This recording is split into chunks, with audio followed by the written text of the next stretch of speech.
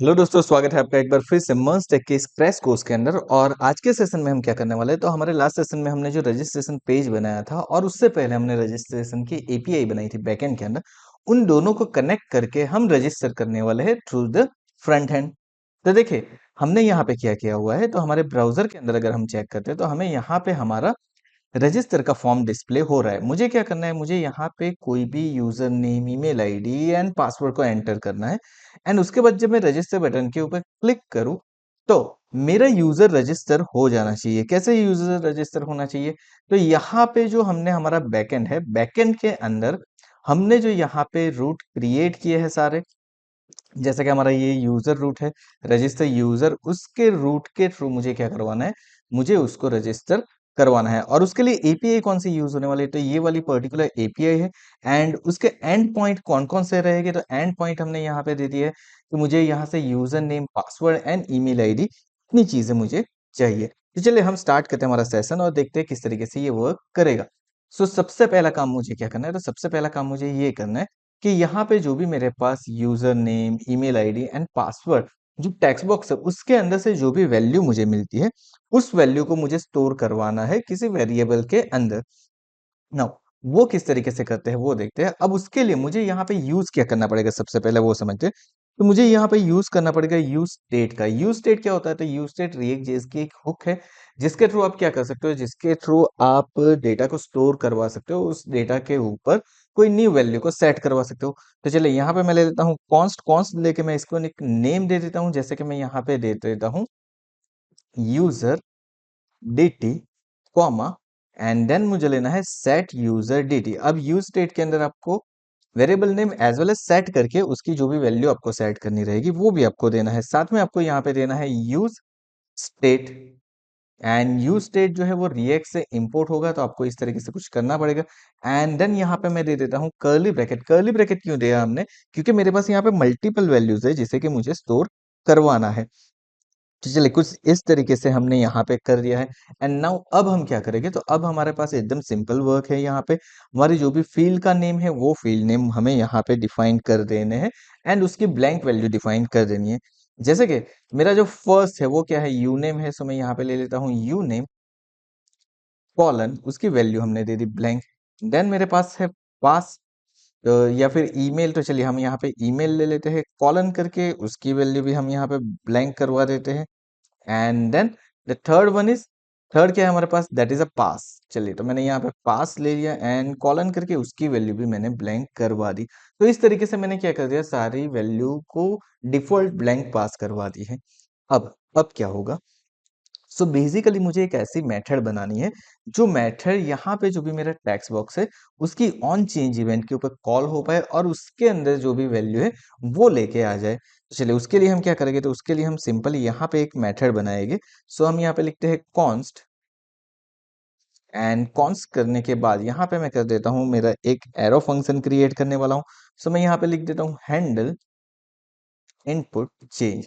अब इसको आप नेम कोई भी दे सकते हो, मैंने बेसिकली यहाँ पे हैंडल इनपुट चेंज दे दिया एंड उसके अंदर एक पैरामीटर पास कर दिया, that is what, that is my event. Okay, कुछ इस तरीके से हमने एक इवेंट को पास करवा दिया है। नाउ अब ये मेरा कब कॉल होगा, तो ये मेरा पर्टिकुलर मान लीजिए कि मैं यूजर नेम के टेक्स्ट बॉक्स के अंदर कॉल करवा रहा हूँ। सो ऑन चेंज इवेंट के ऊपर मुझे यहाँ पे उसे कॉल करवाना है। सो हम यहाँ पे लिख देंगे on change. And on change लिखने के बाद हम क्या करते हैं, तो यहाँ पे हमारी मेथड को पास करवा देते हैं। कौन सी मेथड है हमारी, handle input change. That's it, एकदम सिंपल वर्क हमने यहाँ पे कर दिया है। नाउ व्हाट, अब क्या होगा, सो बेसिकली सी, यहाँ पे अब हम क्या करने वाले हैं। सो जब ये मेथड मेरी कॉल होगी, कहीं पे भी ये मेथड जब कॉल होती है, तब उसके अंदर से इवेंट कॉल होगी और उस इवेंट के थ्रू मैं क्या कर सकता हूँ, मैं उसकी वैल्यू को गेट करवा सकता हूँ। किस तरीके से वो समझते हैं, तो मान लीजिए कि मैं यहाँ पे ले लेता हूँ कॉन्स्ट, एंड कॉन्स्ट लेने के बाद मैं यहाँ पे लेता हूँ नेम इज इक्वल टू करके क्या हो जाएगा, तो अगर मैं यहाँ पे इज इक्वल टू देता हूँ और मैं यहाँ पे लिखता हूँ ई डॉट टारगेट, तो ई क्या करेगा, पर्टिकुलर इवेंट जहां पे कॉल हुई है उसको टारगेट करेगा और उसके अंदर से अगर मुझे नेम चाहिए तो मैं इस तरीके से उसके अंदर से नेम को गेट करवा सकता हूँ। कुछ इस तरीके से ये वर्क करेगा। बट फॉर नाउ मुझे क्या करना है, मुझे यहाँ पे ई डॉट टारगेट करना है एज वेल एज यहाँ पे जो नेम है ना उसको मैं क्या कर देता हूँ, उसको मैं देता हूँ कर्ली ब्रैकेट के अंदर, और नेम के साथ में एक और चीज क्या ले लेता हूँ, उसकी ले लेता हूँ वैल्यू। अब एज वी नो कि name and value that both are attribute, ये दोनों क्या है, ये दोनों एट्रीब्यूट है हमारे।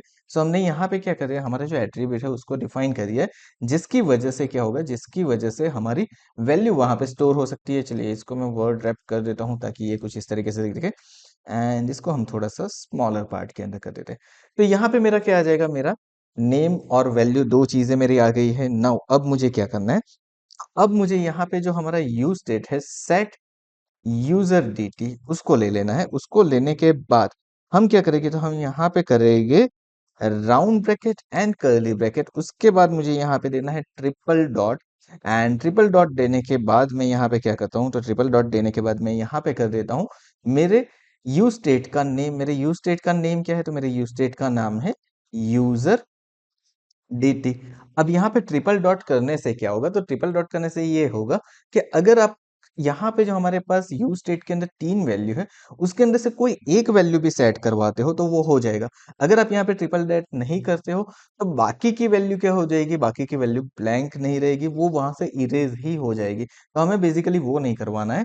ओके, तो इसलिए मैं यहाँ से क्या करूंगा, यहाँ पे ट्रिपल डॉट करके मैंने यहाँ पे दे दिया यूजर dt। उसके बाद मुझे क्या चाहिए, मेरी कौन से फील्ड के ऊपर करना है, उसके लिए मैंने नेम ले लिया एंड कॉलन करके यहाँ पे मैंने पास करवा दिया वैल्यू। चलिए, तो कुछ इस तरीके से हमने कर दिया।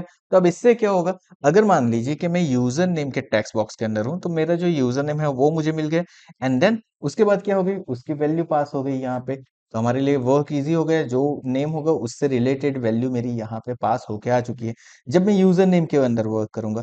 अब मान लीजिए सेम चीज आप कर रहे हो आपके ईमेल आईडी के अंदर, तब आप क्या करोगे, तो यहाँ पे भी ऑन चेंज के ऊपर सिमिलर वे आपको क्या करवाना है, सिर्फ handle input change, that's it. आपकी मेथड यहाँ पे कॉल होके आ गई है।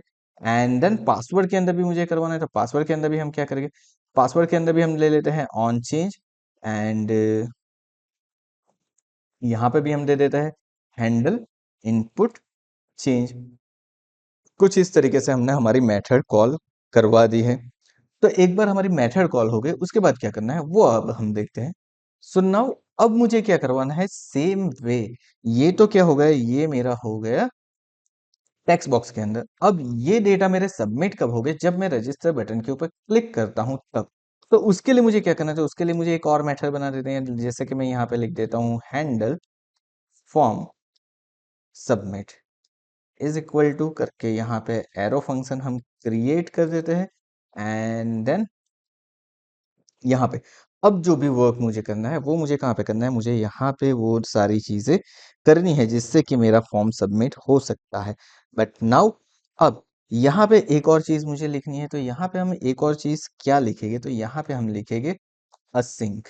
ओके, अब असिंक मैंने क्यों लिखा है वो बाद में समझेंगे, और साथ में यहाँ पे हम क्या लिखेंगे, तो यहाँ पे लिख देंगे ई, या फिर आप इवेंट लिख दीजिए, that is totally up to you. And जैसे ही आपका ये बटन के ऊपर क्लिक होगा, वैसे ही आप यहाँ पे करोगे, क्या करोगे, ई डॉट,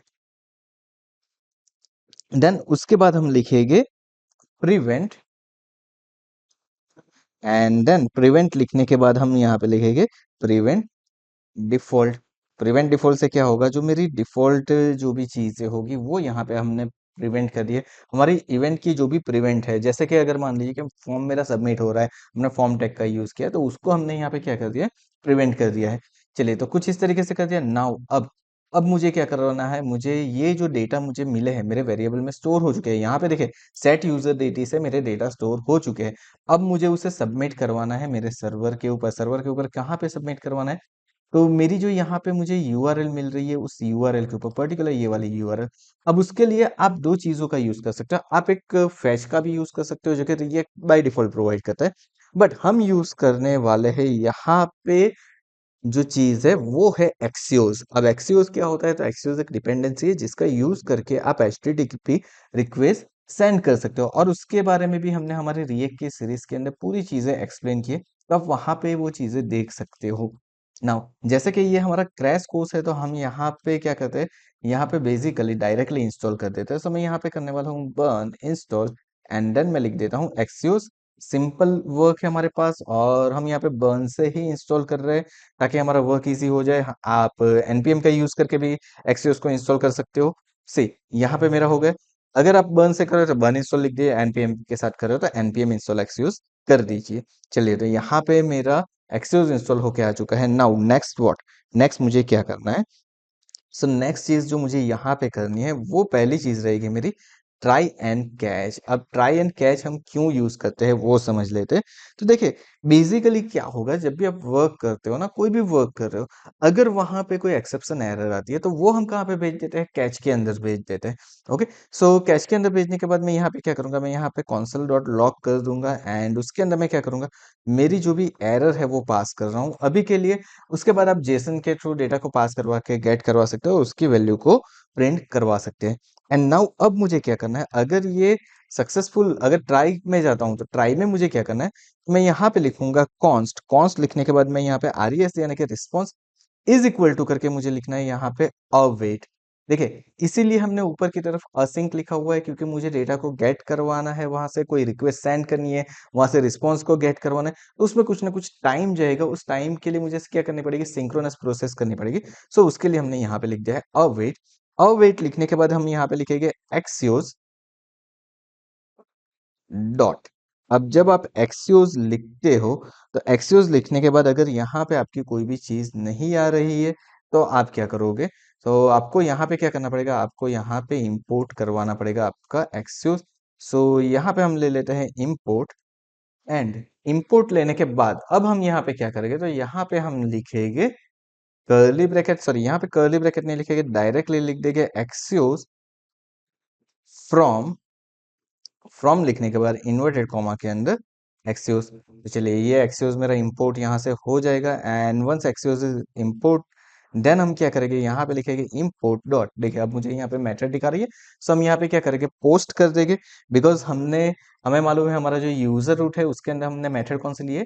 पोस्ट मेथड ली है। उसके बाद ये वाली यूआरएल हम कॉपी कर लेते हैं। अब यहाँ पे आपकी लाइव यूआरएल जाएगी, जो भी आपकी लाइव यूआरएल होगी वो वहां पे जाने वाली है। एंड देन उसके बाद मुझे क्या करना है? सबसे पहले मेरी यूआरएल पास करवानी है, साथ में मुझे पास करवा देने हैं मेरे डेटा यानी कि यूजर dt। सिंपल वर्क हमारा हो गया यहाँ पे। इससे क्या होगा? इससे हमारे डेटा सेंड हो गए, तो यहाँ पे मेरा रजिस्टर कंप्लीट हो जाएगा। एंड उसके बाद हम क्या करते थे? उसके बाद हम कर देते हैं console dot log and log करने के बाद मुझे जो भी रिस्पॉन्स मिलता है ना, वो मुझे क्या करना है? मुझे यहाँ पे कर देना है प्रिंट। सो मैंने यहाँ पे कर दिया console डॉट लॉग एंड उसके अंदर मेरा जो भी रिस्पॉन्स आएगा उसको मैंने प्रिंट कर दिया है। लेट्स सी अब ये वर्क करेगा कि नहीं करेगा? करेगा डेफिनेटली, बट मुझे क्या करना पड़ेगा? ये जो हैंडल फॉर्म सबमिट इवेंट है वो मुझे कॉल करवानी पड़ेगी मेरे रजिस्टर के बटन के ऊपर, यानी कि यहाँ पे ऑन क्लिक के ऊपर। जब मैं यहाँ पे क्लिक करता हूँ तो मेरी हैंडल फॉर्म सबमिट ये वाली इवेंट क्या होनी चाहिए?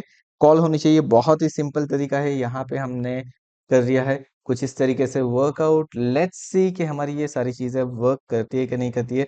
अगर करती है तो क्या होना चाहिए? मेरा रजिस्टर सक्सेसफुली होना चाहिए और वहां पे डेटा प्रॉपरली पास हो जाने चाहिए। चलिए, तो मैं आ जाता हूँ मेरे क्रोम के अंदर एंड क्रोम के अंदर आने के बाद मैं यहाँ पे user name, email ID and password को एंटर कर देता हूँ। सो गाइज, यहाँ पे मैं फॉर्म फिलअप कर चुका हूँ जिसके अंदर मैंने testing1testing@gmail.com एंड यहाँ पे चलिए मैं एक और ईमेल आईडी दे देता हूँ ताकि आगे जाके हमें पता चले। एंड 1 2 3 4 5 6 मैंने दे दिया है। साथ में मैं इसको इंस्पेक्ट कर लेता हूँ क्योंकि मैंने डेटा कहाँ पे प्रिंट करवाया है? कॉन्सोल के अंदर करवाया है। सो अब मैं क्लिक करता हूँ मेरे रजिस्टर बटन के ऊपर एंड लेट्स सी अब हमें यहाँ पे एरर आ चुकी है। क्या एरर आ रही है? तो यहाँ पे मुझे दिखा रहा है local host 5173 has been block core policy. अब ये कोर पॉलिसी हमें क्यों ब्लॉक दिखा रही है वो देखते हैं।